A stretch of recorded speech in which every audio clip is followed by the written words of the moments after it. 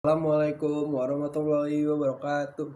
Makan nama saya Raffi Hamzah dari kelas 12 IPS 2. Kali ini saya akan membawakan sebuah video tentang perubahan sosial.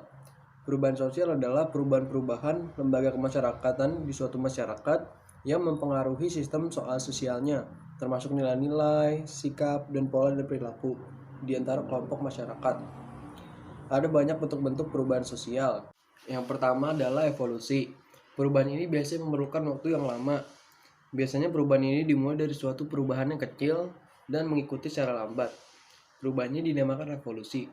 Evolusi terjadi dengan sendirinya tanpa rencana atau kehendak tertentu. Contohnya seperti perubahan yang terjadi pada dunia seperti teknologi. Seperti dulu masyarakat menggunakan surat sebagai alat berkomunikasi. Namun berkembangnya zaman, kini masyarakat sering menggunakan handphone sebagai alat komunikasi seiring dengan perubahan. Yang kedua adalah revolusi. Revolusi berlangsung dengan cepat dan menyangkut dasar atau pokok-pokok dalam kehidupan masyarakat.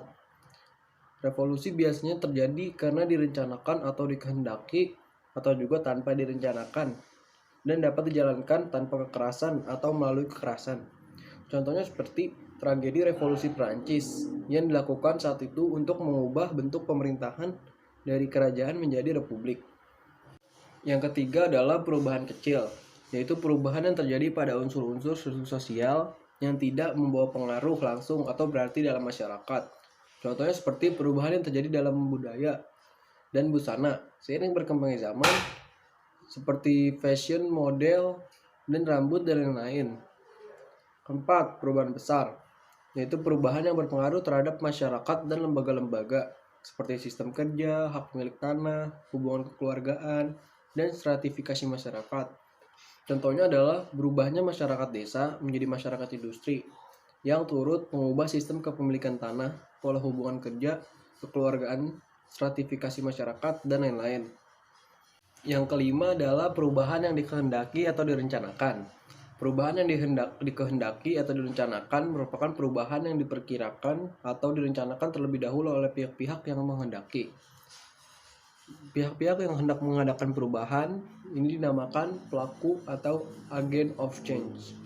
Contohnya, seperti saat ini banyak masyarakat yang mengajak dan bergerak untuk peduli pada lingkungan, seperti tidak menggunakan sampah plastik, botol minum, plastik, sekali pakai, dan lain-lain. Mereka termasuk dalam agent of change. Yang keenam, yaitu perubahan yang tidak dikehendaki atau direncanakan. Perubahan sosial yang tidak dikehendaki atau tidak direncanakan merupakan perubahan yang terjadi di luar jangkauan pengawasan. Contohnya, seperti kemunculan internet yang diharapkan dapat mempermudah menyampaikan informasi secara menyeluruh, namun disalahgunakan seperti hackers dan lain-lain. Yang ketujuh adalah perubahan struktural. Perubahan struktural merupakan perubahan yang sangat mendasar sehingga menyebabkan perubahan dalam sistem atau aspek-aspek yang mendorong terjadinya reorganisasi.